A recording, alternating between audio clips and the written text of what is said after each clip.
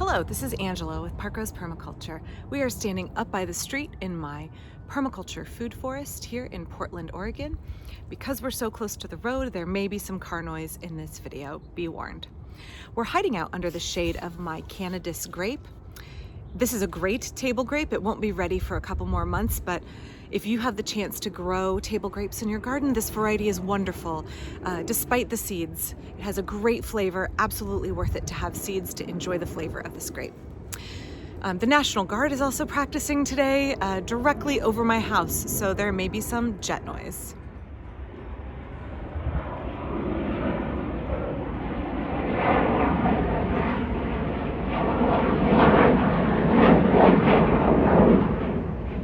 So, as I wait for the sonic booms to subside here, I have been doing weekly garden tours this summer. I normally do a monthly tour video, but I really wanted to help y'all capture a sense of what it's like to live here in a permaculture food forest, in a permaculture system that is ever changing. One of the things I love about gardening is that it's not static. Things are different every day. When you step out into the garden, something will be changing. I love the cyclical nature of the garden. The fact that we can watch things emerge and grow and reach maturity and then fade away and return to the earth again. I think that's such a beautiful cycle, both the uptick and the downtick. And it's important to observe and appreciate and value all of that cycle in the garden. And if you aren't coming out every day or at least every week, you aren't able to really see the change and the succession throughout the year. So I thought, let's keep up weekly garden videos for a while longer because I want to show you all what things I'm picking, what chores I'm doing, how things look different, feel different, smell different, and how I interact differently with my landscape every day as the plants change, the animals change, the seasons change, and the needs change of my system.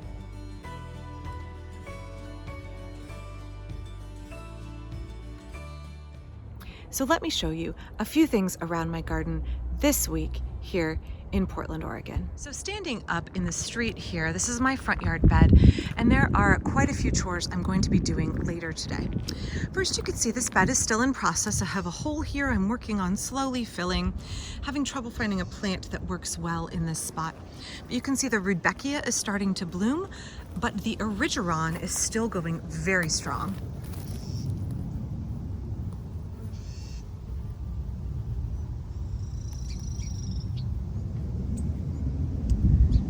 Also up here in the front yard, I have to deal with the perennial issue of plum trees love to sucker. So you can see I have a plum here, honeyberry underneath, and then this is a sucker from the plum rootstock. If you've got plums and sometimes cherries, it's just a known issue.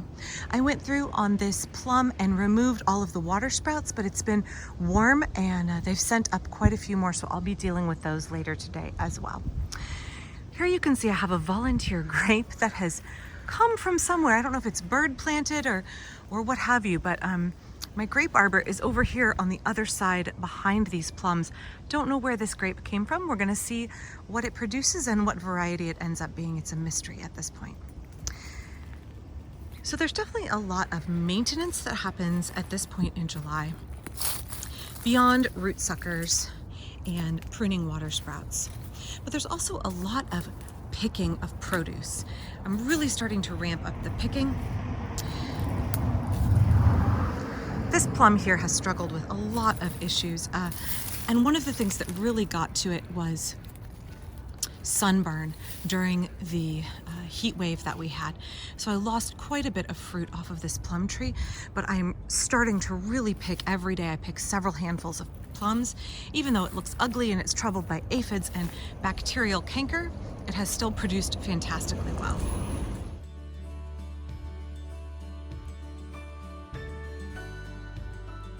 So I think it's really important to note that this time of year, there is the abundance of loads and loads of berries and plums and all kinds of veggies like summer squash coming out of the garden.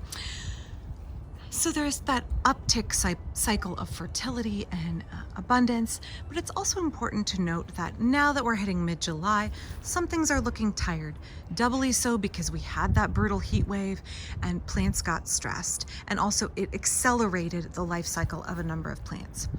So here you can see that we have some annuals that are pretty close to being done with their life cycle.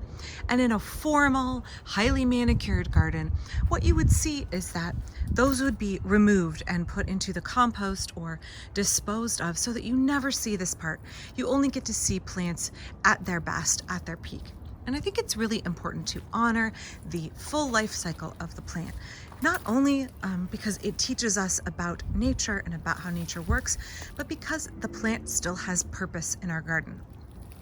So obviously, things like these radishes and this borage, and down here, this calendula,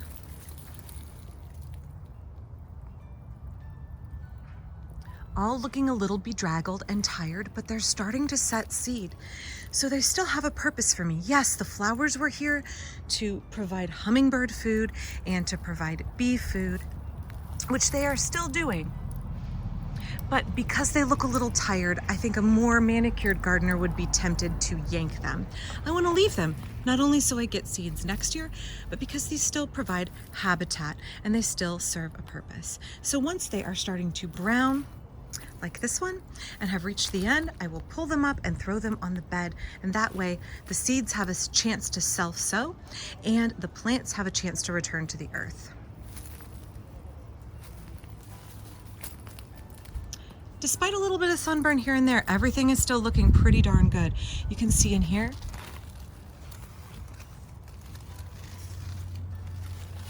starting to get pumpkins. Now, a big problem I have this time of year is that the path gets subsumed with plants. I don't really mind. It's okay by me. I just want to be careful I'm not stepping on anything. Or, in this instance, you can see here,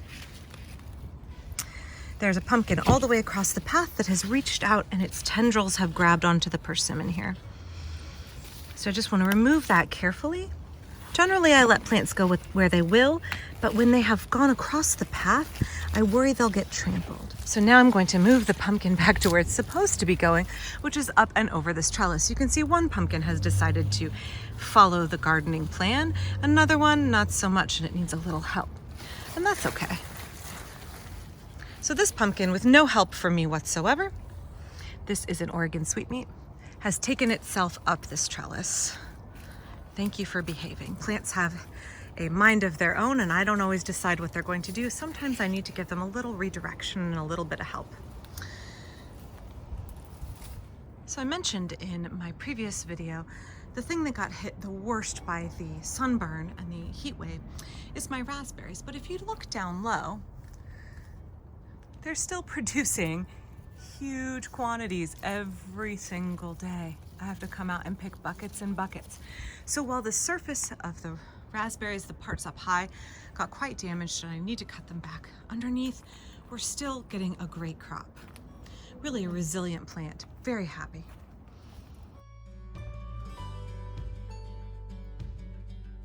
Here's another example of how nature sometimes does its own thing, has its own design and its own plan, and I try and work with that whenever possible. So here you can see, this is another sweetmeat. It has decided to take itself up into my apple tree to reach for the sun and to use it as a trellis. I love it when climbing plants decide to make their own trellis without me having to provide one for them. So here we step into the backyard. It starts to look like a jungle. Again, some things looking brown and tired, especially those early annuals that are reaching the end of their life. But overall, it's just an oasis of green. Part of me thinks about the harvests that are coming out of the garden, and part of me thinks about the permaculture principle of produce a yield, and how the yield is far beyond the food that we eat. It's also the visual enjoyment of the space, which for me is intense. I love stepping out here and feeling like I'm in an oasis. And then there is the yield of all of this biomass. So all of this vegetation is going to die off in the winter. The plants may be perennial, but everything here is either an annual or herbaceous. And then all of my trees and shrubs that are woody will lose all of their leaves. That's all biomass, that's all building fertility. So when I look out into the garden this time of the year, it looks a little wild and overgrown, but all I see is increasing fertility. All I see is the ever expanding potential and increasing abundance of my garden. Year after year, it becomes more and more productive. I've talked in the past about how there is no limit to the abundance our gardens can give us. And if you look back from when I made my early videos or my very early photos of my garden on Facebook, you'll see that's true. I never could have imagined that my garden could be this lush, produce this kind of a quantity of food and beauty and beneficial plants. So folks ask me if I am worried about getting stung by bees in the garden, particularly this time of year when I can't find the path and it's so overgrown. My answer is I have never been stung by a honeybee in my garden. And I have only been stung once by a bumblebee, and it was my fault, not her fault. She was sitting in my elbow pit and I didn't realize it, and I pulled my arm up and I squished her. So the answer is no, I'm not even remotely worried about the bees. They are out here to collect their food and get back to their colony. They don't want to sting me. I'm not worried about them because those ladies are there to fill their saddlebags full of pollen and to fill their bellies full of nectar and get back to their home. Wow, and clearly I have neglected to pick cherry tomatoes the last 2 days because there are tons. I will have to come finish that after this video.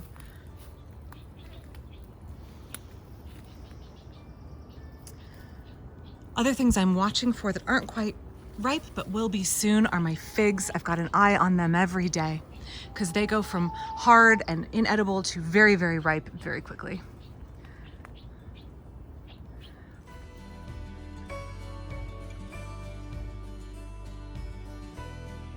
The sun is getting a little bit intense, and actually it's time for me to go do homeschool co-op registration with my children.